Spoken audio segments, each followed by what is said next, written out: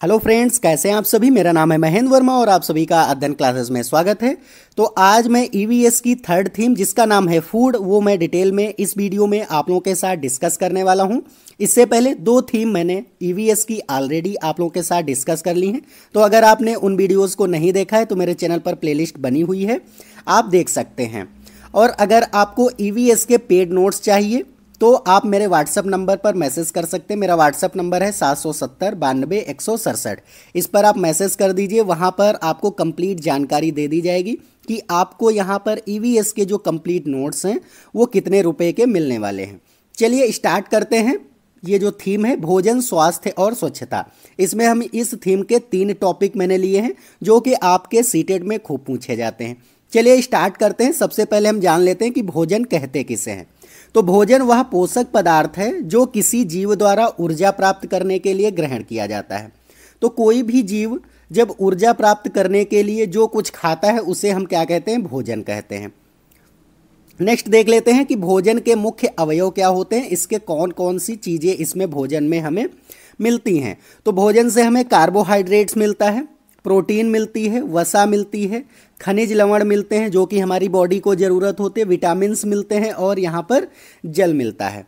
तो देखो भोजन के अवयव क्या हो जाएंगे, कार्बोहाइड्रेट, प्रोटीन, वसा, खनिज लवण, विटामिन और जल। तो ये सारी चीज़ें आपको ध्यान रखना है। ये 6 चीज़ें जो हैं ये हमें भोजन के रूप में लेनी होती है, हमारी बॉडी को आवश्यकता होती है इनकी। तो सबसे पहले हम फर्स्ट से स्टार्ट करते हैं कि कार्बोहाइड्रेट्स होता क्या है, ये हमें किस तरीके से हमारी बॉडी को हेल्प करता है। तो जो कार्बोहाइड्रेट होता है ये जो है कार्बन, हाइड्रोजन और ऑक्सीजन परमाणुओं से बना एक यौगिक होता है। तो ये कार्बोहाइड्रेट किससे बना होता है, सबसे पहला तो होता है इसमें कार्बन, फिर हाइड्रोजन और फिर ऑक्सीजन। इन्हीं के अणुओं से ये बना होता है, इन्हीं के जो एटम्स होते हैं उनके द्वारा ये बना होता है, जो वनस्पति जगत में प्रचुर मात्रा में पाया जाता है। तो हमें संसार में सबसे ज़्यादा मात्रा में जो भोजन के रूप में यहाँ पर मिलता है वो होता है कार्बोहाइड्रेट्स। तो यहाँ पर इसीलिए मैंने यहाँ पर देखो लिखा हुआ है कि जो वनस्पति जगत में प्रचुर मात्रा में पाया जाता है, मतलब कि इनफ सफिशियंट ये हमारे इन्वायरमेंट में हमें देखने को मिल जाता है। सेकेंड पॉइंट है कि कार्बोहाइड्रेट्स में कार्बन, हाइड्रोजन व ऑक्सीजन का जो यहाँ पर रेशियो है वो कितना है, 1:2:1। मतलब कि कार्बन आपका 1 रेशियो में होगा, हाइड्रोजन यहाँ पर 2 रेशियो में होगा और ऑक्सीजन भी यहाँ पर कितने रेशियो में होगा, 1 रेशियो। सपोज जैसे कि अगर 10 यहाँ पर मिलीग्राम कार्बन है तो यहाँ पर 20 मिलीग्राम आपका हाइड्रोजन हो जाएगा और ऑक्सीजन फिर से 10 मिलीग्राम आपको यहाँ पर देखने को मिलेगी कार्बोहाइड्रेट्स में। तो ये आपको ध्यान रखना है कि जो कार्बोहाइड्रेट्स में कार्बन, हाइड्रोजन और ऑक्सीजन होते हैं उनका रेशियो 1:2:1 में यहाँ पर पाया जाता है। तो ये आपको ध्यान रखना है। चलिए नेक्स्ट पॉइंट देख लेते हैं कि कार्बोहाइड्रेट्स कार्बन के हाइड्रेट होते हैं। इनका सरलतम जो सूत्र होता है ये CH2O होता है। क्या होता है, CH2O। और इनका जो सामान्य सूत्र भी पूछ लिया जाता है कभी तो CX ब्रैकेट में H2OY होता है। इसका मतलब क्या होगा कि यहाँ पर आपको H2O मतलब जल मिल गया, फिर यहाँ पर CX मतलब कार्बन हो गया और यहाँ पर क्या है, साथ में ऑक्सीजन भी लगा हुआ है। तो कार्बन, हाइड्रोजन और ऑक्सीजन भी होते। देखो यहाँ पर CH2O का मतलब है कि कार्बन तो एक आपको दिख रहा है, H2 मतलब कि हाइड्रोजन के 2 दिख रहे हैं और ऑक्सीजन का फिर से 1 दिख रहा है। मतलब 1:2:1 में ही आपको यहाँ पर देखने को ये मिल जाएगा। तो आपको ध्यान रखना है इस तरीके से। नेक्स्ट पॉइंट है कि हरे पेड़ पौधे प्रकाश संश्लेषण की क्रिया से कार्बोहाइड्रेट का निर्माण करते हैं।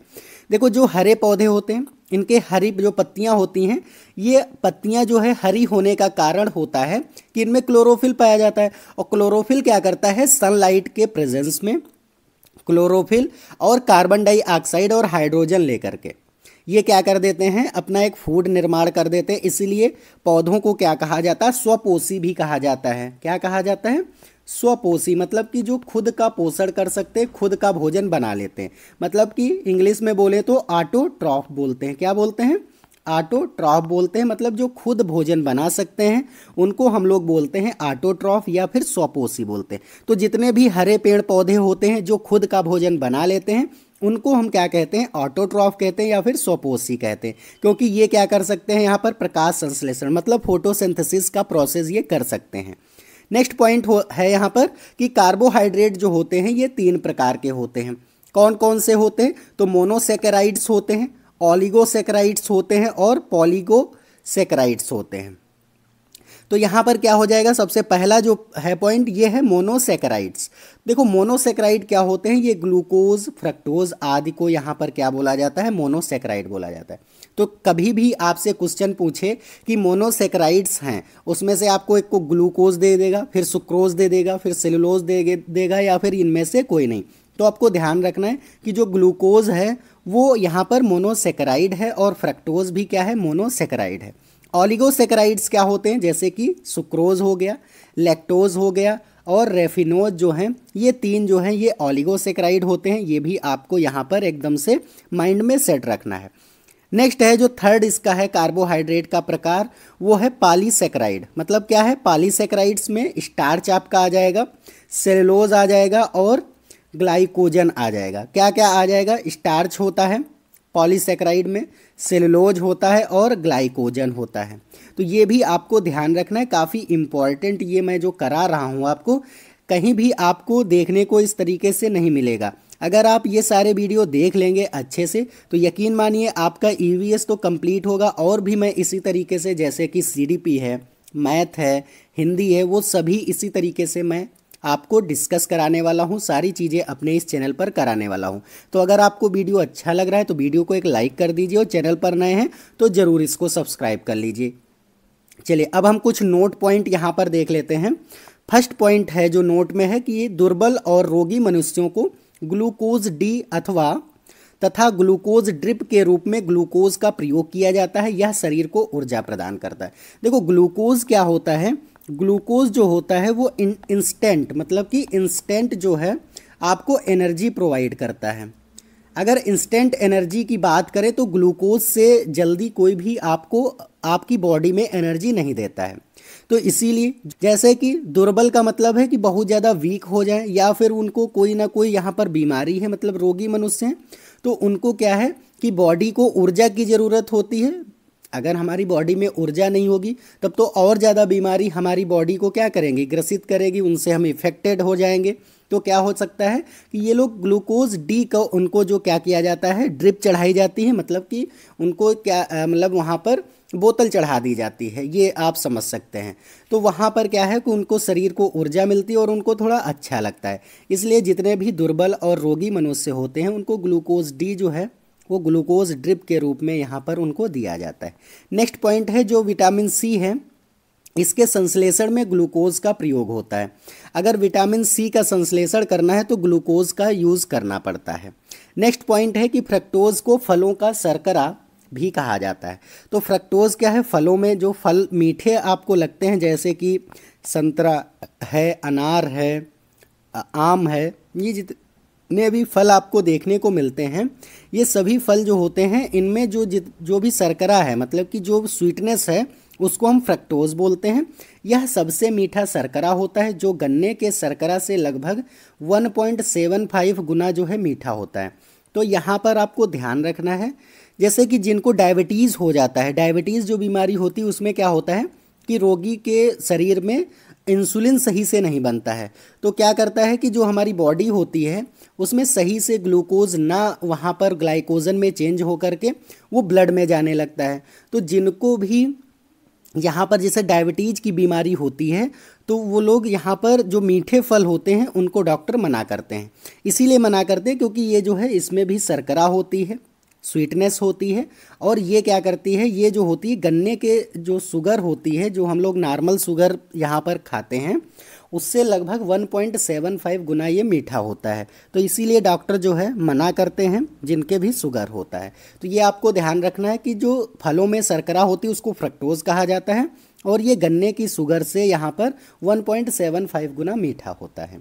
नेक्स्ट पॉइंट है कि सुक्रोज को गन्ने का शर्करा भी कहा जाता है, जो गन्ने व चुकंदर से प्राप्त किया जाता है। तो आपको ध्यान रखना है कि जो यहाँ पर हमें चीनी देखने को मिलती है, शुगर जो है वो गन्ने से हमें मिलती है। गन्ने को यहाँ पर प्रोसेस करके उसके जूस को फिर हम यहाँ पर क्या बनाते हैं, शक्कर बनाते हैं। तो जो शक्कर है वो यहाँ पर गन्ने से भी हमें मिलती है और चुकंदर से भी मिलती है। तो यहाँ पर जो गन्ने और चुकंदर से जो शर्करा या फिर शुगर हमें मिलती है उसको क्या बोला जाता है, सुक्रोज बोला जाता है। नेक्स्ट पॉइंट है कि लैक्टोज को दुग्ध शर्करा भी कहते हैं। तो जो दूध में मतलब मिल्क में यहाँ पर जो चीनी हमें देखने को मिलती है, हल्का जो मीठा लगता है दूध, वो क्या होता है, उसमें लैक्टोज होता है। तो लैक्टोज जो है वो दुग्ध शर्करा भी यहाँ पर कहा जाता है। ये भी पॉइंट आपको एकदम माइंड में सेट रखना है। तो अब नेक्स्ट पॉइंट है कि पौधे अपने ग्लूकोज का भंडारण जो है वो स्टार्च के रूप में करते हैं। तो ये बहुत ज़्यादा पूछा जाता है, काफ़ी इंपॉर्टेंट पॉइंट है, आपको ये एकदम ध्यान रखना है कि क्या है कि ग्लूकोज जो है इसका भंडारण, मतलब ये क्वेश्चन पूछ लिया जाता है कि पौधे जो अपना फूड हैं वो किस फॉर्म में यहाँ पर स्टोर करते हैं, तो स्टार्च के फॉर्म में स्टोर करते हैं। ये एकदम से आपको ध्यान रखना है। तो ये कुछ यहाँ पर पॉइंट थे, नोट पॉइंट, काफ़ी इंपॉर्टेंट ये पॉइंट थे, आपको ध्यान रखने हैं सारे। नेक्स्ट यहाँ पर आपको देखने को मिल रहा है कि प्रोटीन। अब जो है प्रोटीन क्या है, देखो सेकंड ये टाइप है कि प्रोटीन। सबसे पहले हमने कार्बोहाइड्रेट्स पढ़ लिए, अब प्रोटीन पढ़ते हैं। तो प्रोटीन में जो होता है, प्रोटीन को एक तो क्या बोला जाता है, आपको ध्यान रखना है कि बॉडी बिल्डिंग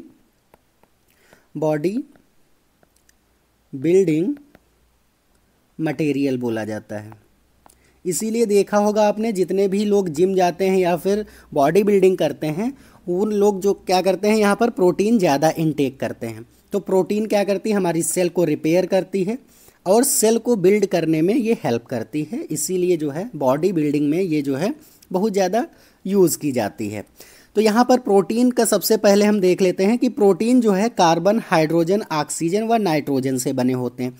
आपसे पूछ लिया जाएगा कि प्रोटीन यहाँ पर कौन से कार्बनिक यौगिक से बने होते हैं, तो यहाँ पर कार्बन से बने होते हैं, हाइड्रोजन से बने होते हैं, ऑक्सीजन से बने होते हैं और नाइट्रोजन से बने होते हैं। ये आपको एकदम ध्यान रखना है कि कार्बन, हाइड्रोजन, ऑक्सीजन और नाइट्रोजन से प्रोटीन बनता है।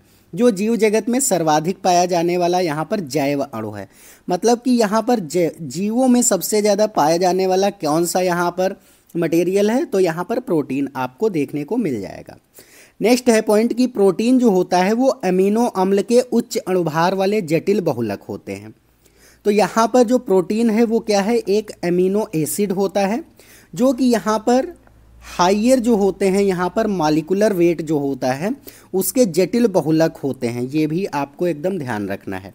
नेक्स्ट पॉइंट है कि प्रोटीन में 50 से 53% यहाँ पर कार्बन देखने को मिलता है, 6 से 7% हाइड्रोजन देखने को मिलता है प्रोटीन में, 23 से 25% ऑक्सीजन और 16 से 17% यहाँ पर नाइट्रोजन के परमाणु आपको देखने को मिल जाएंगे। तो प्रोटीन में क्या क्या मिलता है, कार्बन, हाइड्रोजन, ऑक्सीजन और नाइट्रोजन मिलता है। तो कार्बन का जो प्रतिशत होता है सबसे ज़्यादा होता है, 50 से 53% आपको कार्बन ही देखने को मिल जाएगा। फिर 6 से 7% हाइड्रोजन आपको देखने को मिल जाता है प्रोटीन में। और क्या मिलता है, ऑक्सीजन भी मिलता है जो कि 23 से 25% होता है। और यहाँ पर नाइट्रोजन जो है 16 से 17%, यहाँ पर इसके मॉलिक्यूलर वेट या फिर कह सकते हैं कि जो परसेंटेज है उसके जो है एटम देखने को मिल सकते हैं प्रोटीन में। चलिए नेक्स्ट पॉइंट है कि दूध, अंडा, पनीर, मांस, मछली आदि को जंतु प्रोटीन, जबकि दलहन, दाल, राजमा, सोयाबीन आदि को वनस्पति प्रोटीन कहा जाता है। देखो यहाँ पर क्या बोला गया है कि जो दूध है, अंडा है, पनीर है, मांस है, मछली है, ये क्या है, ये सब एनिमल प्रोटीन है। मतलब क्या है, जंतु प्रोटीन है। तो एनिमल प्रोटीन की बात अगर आपसे पूछा जाएगा कि एनिमल प्रोटीन कौन कौन से हैं, तो दूध में आपको यहाँ पर देखने को मिल जाएगा क्योंकि ये एनिमल से मिलता है, भैंस, गाय, बकरी, ऊँट, इन सब से हमें मिलता है दूध। तो ये क्या है, एनिमल से मिलता है, तो आपको ये एनिमल प्रोटीन। अंडा भी मुर्गी से मिलता है, तो ये भी क्या है, पनीर भी गाय के दूध को फाड़ दिया जाता है और फिर क्या किया जाता है, वहाँ पर पनीर बना दिया जाता है। मांस तो डायरेक्ट जीव जंतुओं को, जैसे कि बकरी को या फिर बकरे को या फिर कह सकते हैं मुर्गी को, यहाँ पर मांस। मछली भी क्या है, जंतु है। तो ये सारे जंतु प्रोटीन है। जबकि यहाँ पर आपको जितनी भी दालें देखने को मिलेगी, राजमा है, सोयाबीन है, तो इनमें भी क्या है, प्रोटीन होता है। लेकिन ये क्या, कौन सी प्रोटीन होती, तो ये वनस्पति प्रोटीन होती है। आपको यहाँ से ध्यान रखना है। चलिए नेक्स्ट पॉइंट देख लेते हैं कि त्वचा, बाल, नाखून, ऊन, पंख, खुर आदि रेशेदार प्रोटीन होते हैं। तो त्वचा में कैसी प्रोटीन है, रेशेदार प्रोटीन है। बाल भी कैसे प्रोटीन वाले हैं, तो रेशेदार प्रोटीन होती है।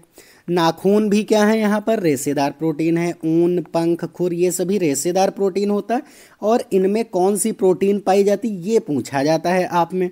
तो इसमें केरेटिन नाम की एक जो है प्रोटीन पाई जाती है। अगर हम बात करें त्वचा में, उसमें भी केरेटिन पाया जाता है, बालों में भी केरेटिन पाया जाता है, नाखूनों में भी केरेटिन प्रोटीन पाया जाता है। तो ये भी आपको ध्यान रखना है कि इन सभी में हमें कौन सी प्रोटीन देखने को मिलती है, तो केरेटिन प्रोटीन देखने को मिलती है। चलिए नेक्स्ट पॉइंट है कि मायोसिन नामक प्रोटीन पेशियों में उपस्थित होता है। हमारी जो सेल होती हैं या फिर हमारी जो पेशियां हैं उनमें कौन सी यहाँ पर प्रोटीन देखने को मिलती है, तो मायोसिन प्रोटीन आपको देखने को मिल जाएगी। चलिए नेक्स्ट पॉइंट है कि सभी एंजाइम जो होते हैं वो प्रोटीन होते हैं। ये भी आपको ध्यान रखना है कि जितने भी एंजाइम्स हैं वो सभी क्या हैं, प्रोटीन हैं। ये भी आपको एकदम माइंड में सेट रखना है। नेक्स्ट पॉइंट है कि प्रोटीन को बॉडी बिल्डिंग मटेरियल भी कहा जाता है। ये मैंने सबसे पहले ही आपको बता दिया था कि प्रोटीन क्या है, हमारी बॉडी को बिल्ड करता है, सेल्स को रिपेयर करता है। तो इसको हम कह सकते हैं कि बॉडी बिल्डिंग मटेरियल जो है वो प्रोटीन है। चलिए नेक्स्ट पॉइंट है कि प्रोटीन कोशिकाओं की वृद्धि तथा उनकी मरम्मत करते हैं। ये भी आपको मैंने बता दिया है।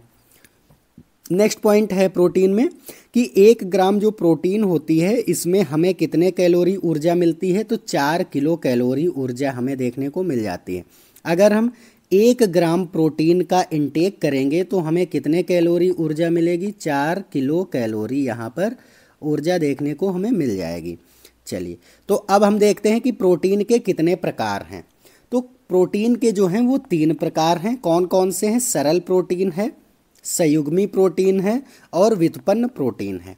अब देखो सरल जो प्रोटीन है वो हमारे एंजाइम की जो प्रोटीन होती है उसको हम सरल प्रोटीन कहते हैं। जितने भी हार्मोन्स हैं हमारी बॉडी के वो सभी सरल प्रोटीन के बने होते हैं।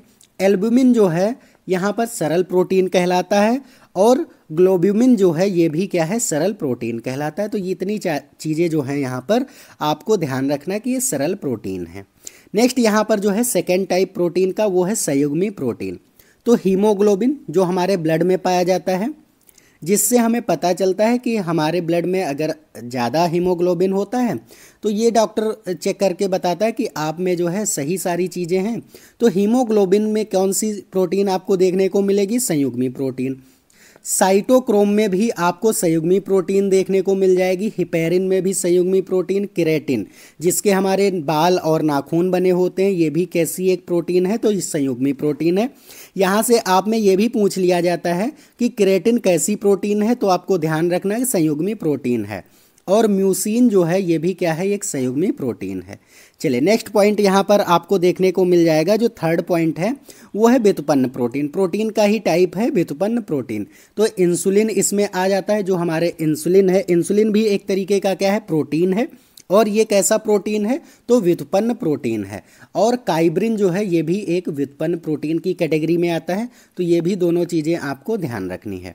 अब हम देख लेते हैं कि प्रोटीन के क्या क्या वर्क हैं, मतलब प्रोटीन हमारी बॉडी में क्या यहाँ पर फंक्शन करता है।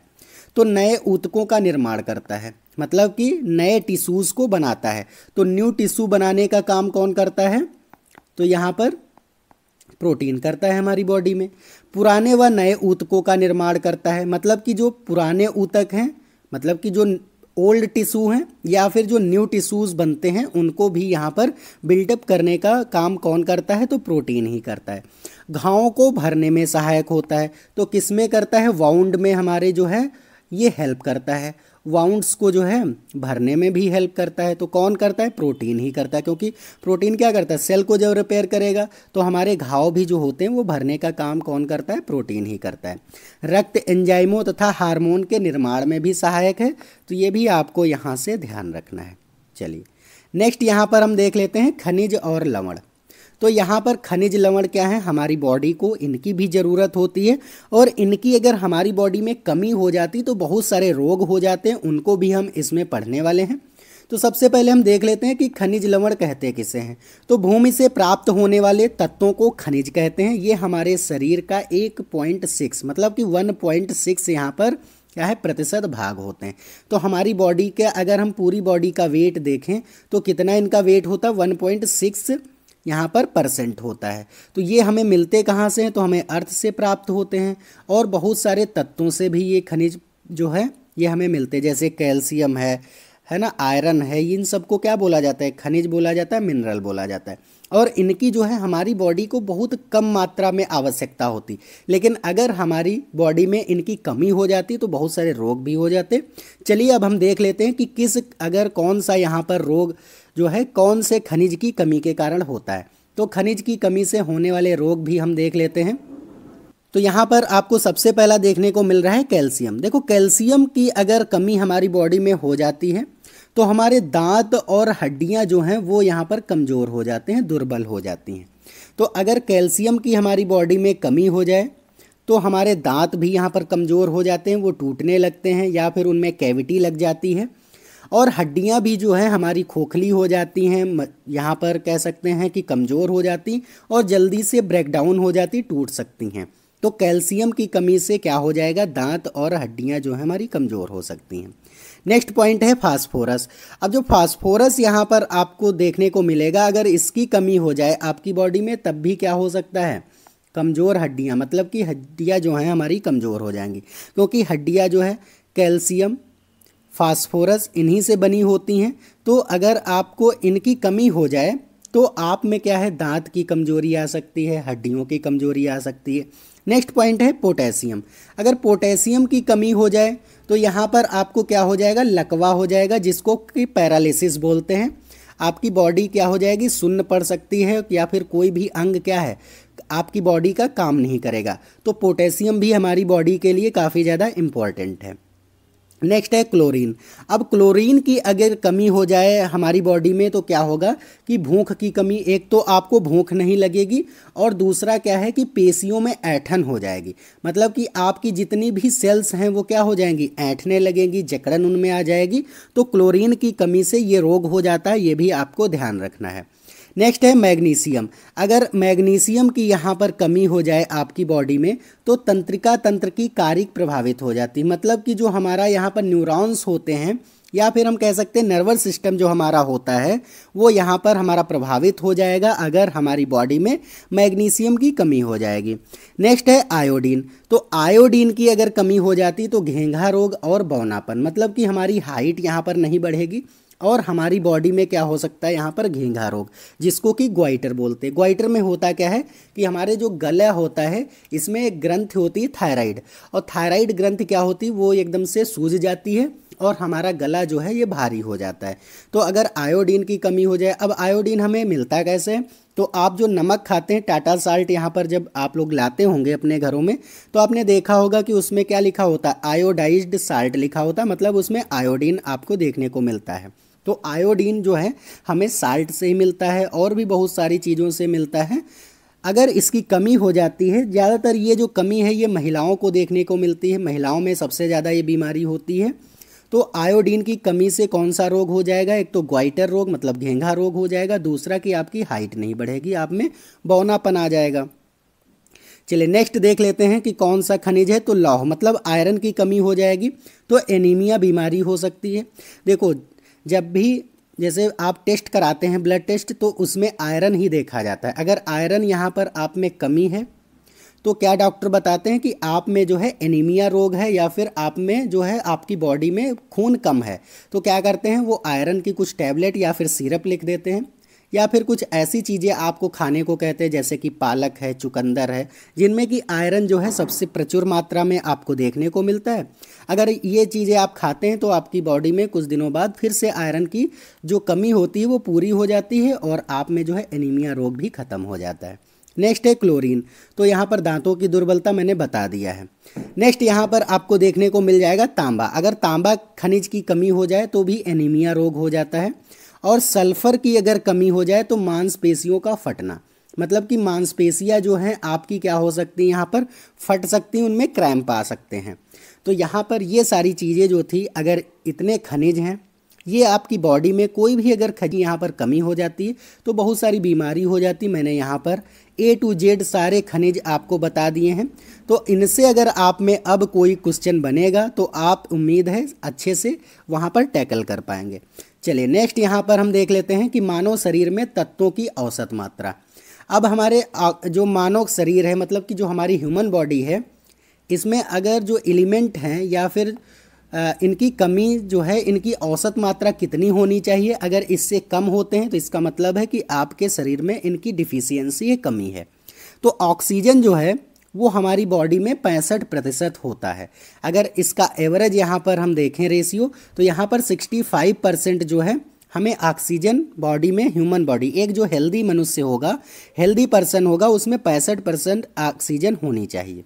नेक्स्ट है कार्बन। कार्बन कितना होना चाहिए? तो 18% होना चाहिए। हाइड्रोजन 10% होना चाहिए। फास्फोरस जो है वो 1% यहाँ पर होना चाहिए। 1% फास्फोरस अगर नहीं होगा, फास्फोरस की कमी से क्या होता है, जैसे बहुत ज़्यादा खांसी आने लगती, कफ की प्रॉब्लम हो जाती है। कैल्शियम जो है हमें 2% हमारी बॉडी को चाहिए। अगर इससे कम होता है तो ये कहा जाता है कि आप में जो है कैल्शियम की कमी है और आपको या तो सप्लीमेंट लेना है या फिर ऐसी चीज़ें खानी है, ऐसे भोजन करने हैं जिनमें कि कैल्शियम ज़्यादा, जैसे दूध है, दही है, तो ये सारी चीज़ें आपको यहाँ पर लेनी होंगी। नेक्स्ट है पोटेशियम। पोटेशियम की जो है हमारे शरीर को ज़रूरत होती है वो है 0.35%, मतलब कि 0.35% पोटेशियम की ज़रूरत होती है। ये एवरेज जो है ये परसेंटेज है। नेक्स्ट है यहाँ पर सोडियम। तो सोडियम की मात्रा जो है हमारी बॉडी में कितनी चाहिए होती? तो 0.15% चाहिए होती है। और आयरन की यहाँ पर जो है 0.004% हमारी बॉडी को यहाँ पर चाहिए होती। अगर इससे कम हो जाएगा आयरन तो कहा जाता है आप में एनीमिया रोग हो गया है। चलिए अब नेक्स्ट पॉइंट हम देख लेते हैं, फैट, जिसको कि वसा बोला जाता है। और ये जो है हमारी बॉडी के लिए काफ़ी ज़्यादा इम्पॉर्टेंट ये अवयव है। चलिए देख लेते हैं। तो ये कार्बन, हाइड्रोजन, ऑक्सीजन के अणु होते हैं। अगर हम फैट की बात करें तो फैट आपको कहाँ देखने को मिलेगा? जैसे जितने भी घी प्रकार के जो भी तेल होते हैं, घी हैं, उन सब में आपको फैट देखने को मिल जाएगा। तो फैट जो है ये कार्बन से बना होता है, हाइड्रोजन से बना होता है और ऑक्सीजन से बना हो, ये 3 एलिमेंट से बना होता है। नेक्स्ट पॉइंट है वसा जल या रक्त में अघुलनशील होता है। तो अगर फैट की हम बात करें, जो वसा है ये जल और रक्त में नहीं घुलता है, मतलब कि ये नॉन सॉल्युबल है। और ये क्या है? जो वसा जंतुओं से प्राप्त होती है, मतलब जो वसा हमें जंतुओं से प्राप्त होती, जीव जंतुओं से यहाँ पर मिलती है, वो यहाँ पर क्या है? रक्त में नहीं घुलती है। नेक्स्ट यहाँ पर है कि वसा जल में घुलनशील कौन सी होगी? जो यहाँ पर वनस्पतियों से मिलती, जैसे कि मस्टर्ड ऑयल, सनफ्लावर ऑयल, या फिर और भी कह सकते हैं जैसे तिल्ली का तेल होता है जिसको कि हम क्या बोलते हैं? Sesame oil. तो ये जितने भी ऑयल हैं, जितने भी हमें वनस्पतियों, पेड़ पौधों से मिलते हैं, वो सभी जल में घुलनशील हैं। तो ये भी आपको ध्यान रखना है। नेक्स्ट पॉइंट है कि जंतु वसाएं जो होती हैं ये अर्ध ठोस होती, मतलब कि सेमी सॉलिड होती। तो जितने भी फैट आपको यहाँ पर एनिमल से देखने को मिलेंगे, जो भी एनिमल फैट होते हैं, ये सेमी सॉलिड होती, मतलब जेली फॉर्म में होते हैं। जबकि जो वनस्पति वसाएं होते हैं ये तरल रूप में होते हैं। वनस्पति का मतलब जैसे मस्टर्ड ऑयल आपने देखा होगा, वो क्या होता है? यहाँ पर तरल अवस्था में होता है, एकदम से लिक्विड फॉर्म में होता है। लेकिन जो यहाँ पर एनिमल फैट होता है वो सेमी सॉलिड या फिर हम कह सकते हैं जेली फॉर्म में आपको देखने को मिल जाएगा। चलिए नेक्स्ट पॉइंट देख लेते हैं कि वसा के स्रोत हमें कहाँ कहाँ से हमें वसाएं मिलती हैं।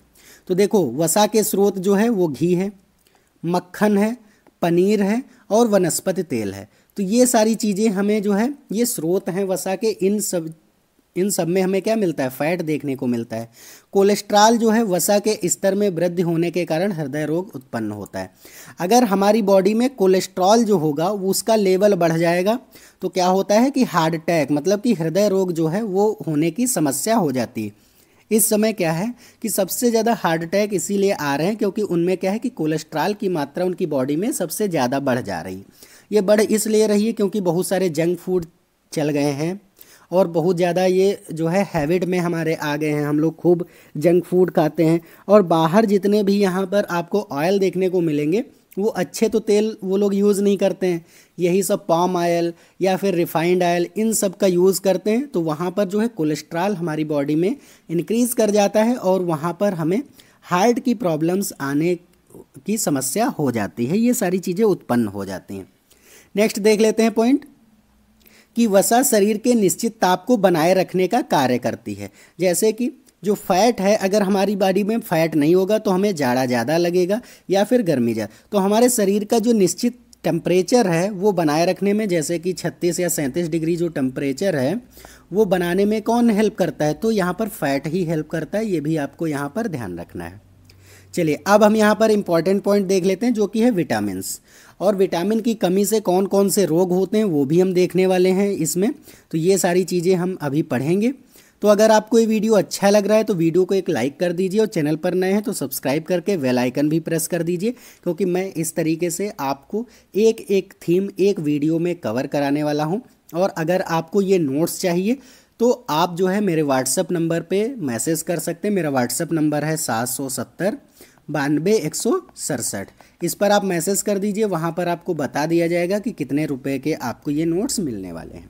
चलिए अब हम विटामिन्स देख लेते हैं। तो विटामिन्स जो होते हैं, ये जो शब्द है विटामिन, ये हमें कहाँ से देखने को मिला है, तो इसने किसने प्रतिपादित किया था, तो ये कैजी-मरफंक ने यहाँ पर प्रतिपादित किया था। कब किया था प्रतिपादित, तो 1911 ईस्वी में विटामिन शब्द जो है कैजी-मरफंक के द्वारा यहाँ पर दिया गया था। तभी से ये विटामिन शब्द हम लोग जानते हैं। नेक्स्ट पॉइंट है कि विटामिन जो होता है वो कार्बनिक यौगिक होते हैं। तो विटामिन कैसे यौगिक हैं, तो कार्बनिक यौगिक होते हैं। नेक्स्ट पॉइंट है कि विटामिन डी को छोड़कर अन्य विटामिन का शरीर में संश्लेषण नहीं होता है। मतलब विटामिन डी ही हमारी बॉडी में केवल बनती है, और कोई जो विटामिन है जैसे कि अगर हम बात करें ए, बी, सी, ई और के, ये जितनी भी विटामिन है ये हमारी बॉडी में नहीं बनते हैं। या तो हमें फूड के फॉर्म में इनको लेना होता है या फिर इनका सप्लीमेंट हमें लेना पड़ता है। जब कोई भी विटामिन की ज़्यादा डिफिशियंसी हमारी बॉडी में हो जाती है तो हमें डॉक्टर क्या सजेस्ट करते हैं, सप्लीमेंट सजेस्ट करते हैं। लेकिन अगर हमारी बॉडी में कमी नहीं होती है तो हम जो है फूड, जो डेली फूड यहाँ पर खाते हैं, कंज्यूम करते हैं, उसी से हमें बहुत सारे विटामिन देखने को मिल जाते हैं। उससे हमारी बॉडी को क्या है, वहाँ पर जो भी डिफिशियंसी होती है वो पूरी हो जाती है। तो यहाँ पर विटामिन डी जो है वो हमारी बॉडी में बनता है। ये बनता कैसे है, तो जब हम धूप में जाते हैं तो हमारी जो यहाँ पर स्किन है वही जो है विटामिन डी का निर्माण करती है लाइट के प्रेजेंस में, मतलब कि सनलाइट के प्रेजेंस में। तो ये आपको ध्यान रखना है कि विटामिन डी को छोड़ करके अन्य जो है हमारे शरीर में नहीं बनते हैं विटामिन, इसलिए इन्हें बाहरी आहार के द्वारा हमें लेना होता है। चलिए देख लेते हैं। विलेयता के आधार पर विटामिन को दो भागों में बांटा गया है, जल में घुलनशील और वसा में घुलनशील। तो जो जल में घुलनशील है, मतलब कि जल में जो सॉल्युबल हैं विटामिन, वो बी और सी है। मतलब विटामिन वी आपको देखने को मिल जाएगा घुला हुआ, मतलब जल में घुल सकता है। और विटामिन सी भी कहाँ घुल सकता है, तो यहाँ पर जल में, मतलब वाटर में ये सॉल्युबल है। और यहाँ पर फैट में कौन कौन से जो है विटामिन घुल सकते हैं, तो ए, डी और ई और के, मतलब कि कौन कौन सी विटामिन हो गए, ए, डी, ई और के। यहाँ पर आपको जो है ये फैट सॉल्युबल विटामिन है, तो ये भी आपको ध्यान रखना है। चलिए अब देख लेते हैं यहाँ पर कि विटामिन की कमी से कौन कौन से रोग हो सकते हैं और इनका सोर्स क्या है, मतलब कि हमें कहाँ से मिल सकते हैं। तो सबसे पहले है विटामिन ए। विटामिन ए को कहते क्या है, इसका जो यहाँ पर केमिकल नेम है या फिर रासायनिक जो नाम है वो है रेटिनॉल। ये काफ़ी इम्पॉर्टेंट ये स्लाइड है, तो आप लोग एकदम से कंसंट्रेट होके पढ़िए और आपको लगे तो आप लोग यहाँ पर लिख भी लीजिए। और अगर आपको इसका यहाँ पर पीडीएफ चाहिए तो मैंने बता दिया है, मेरे व्हाट्सएप नंबर पे आप जो है मैसेज कर सकते हैं। चलिए, तो विटामिन ए को यहाँ पर जो केमिकल नेम है वो है रेटिनॉल। और विटामिन ए की अगर कमी हो जाए तो कौन कौन से रोग हो सकते हैं। नंबर 1 आपको रतौंधी हो जाएगा, जिसको कि यहाँ पर नाइट ब्लाइंडनेस भी बोला जाता है। रात में क्या होता है कि अगर इसकी कमी हो जाती है किसी व्यक्ति को तो रात में दिखाई देना बंद हो जाता है या फिर कम हो जाता है। नेक्स्ट यहाँ पर आपको कौन सा रोग हो सकता है, प्रतिरोधी क्षमता में कमी आ सकती है। मतलब कि आप जो है जल्दी जल्दी बीमार हो जाएंगे, जल्दी जल्दी जो बीमारियां हैं आपको यहाँ पर इफेक्ट कर सकती हैं। नेक्स्ट है आँख व त्वचा संबंधी रोग आपको हो सकते हैं। तो विटामिन ए की कमी से रतौंधी, प्रतिरोधक क्षमता में कमी, आँख व त्वचा संबंधी रोग हो सकते हैं।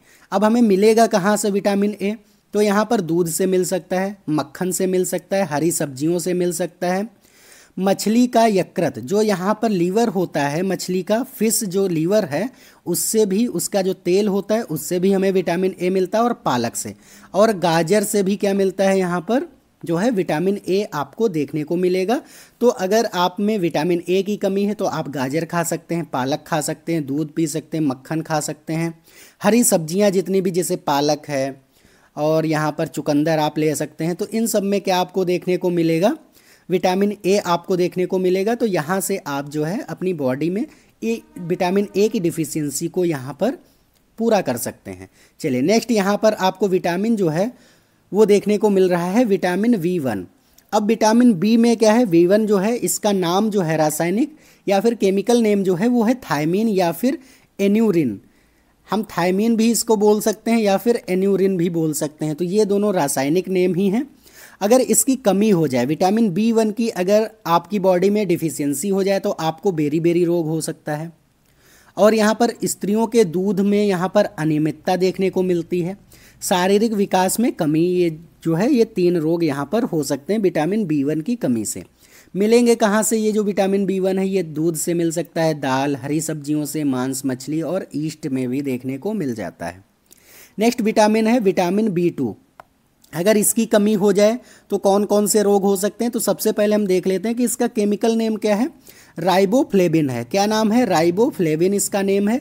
और इसकी अगर कमी हो जाती तो शारीरिक वृद्धि में कमी हो जाती, मतलब कि आप जो है बौने रह जाएंगे, आपकी शारीरिक वृद्धि नहीं होगी अगर विटामिन B2 की कमी हो जाएगी। नेक्स्ट है होंठ फटना। आपके होंठ जो होते हैं वो चिटक जाते हैं, फट जाते हैं। अब ये मिल हमें कहाँ से सकता है विटामिन B2? तो चावल की भूसी में मिलता है, पनीर और अंडा में देखने को मिलता है, मांस और मछली में देखने को मिलता है। तो अगर आपकी बॉडी में विटामिन B2 की डिफिशियंसी है तो आप ये सारी चीज़ें खा सकते हैं। चौथा यहाँ पर विटामिन जो है विटामिन B6, जिसको कि पायरीडाक्सिन बोलते हैं, और इसकी कमी से एनीमिया हो जाता है और मंदबुद्धि।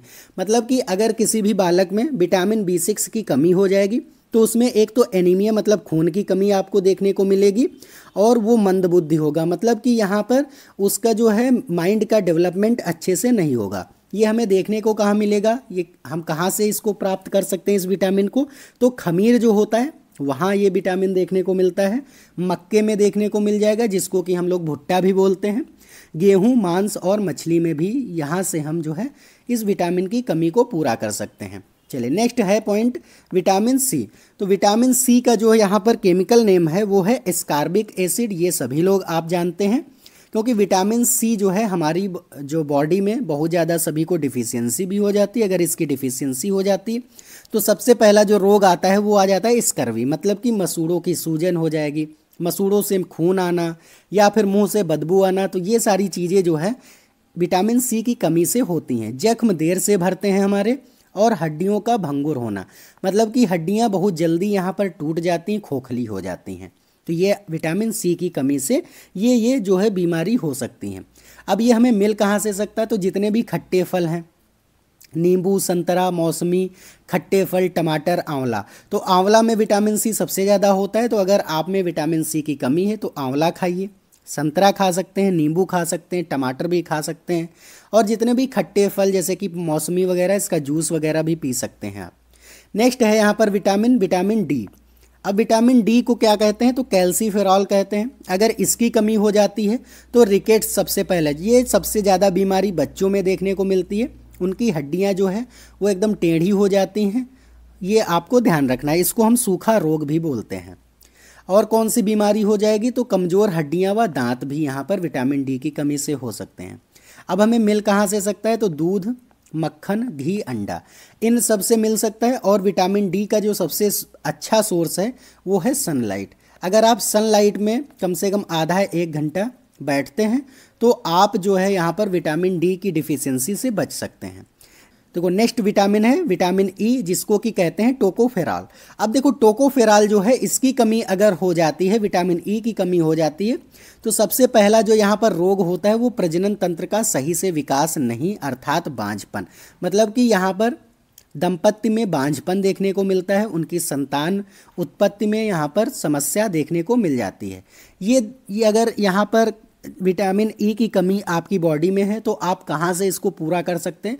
तो जो गेहूं का अंकुरण होता है, मतलब कि जो हरे गेहूं, मतलब कि जैसे तुरंत उगे हों, उसका जूस आप पिएंगे तो विटामिन ई उसमें खूब होता है। अनाज, सूरजमुखी का तेल और अंडे में भी विटामिन ई आपको देखने को मिल जाएगा। नेक्स्ट है विटामिन के।